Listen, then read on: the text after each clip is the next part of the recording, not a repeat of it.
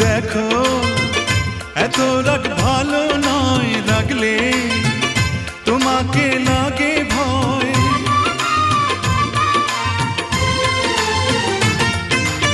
আমি কাছে আর আসবো না, তোমায় ভালো আর বাসবো না। কথায় কথায় তুমি কেন এত জ্বলে যাও, ও সাথী আমার তুমি কেন চলে যাও?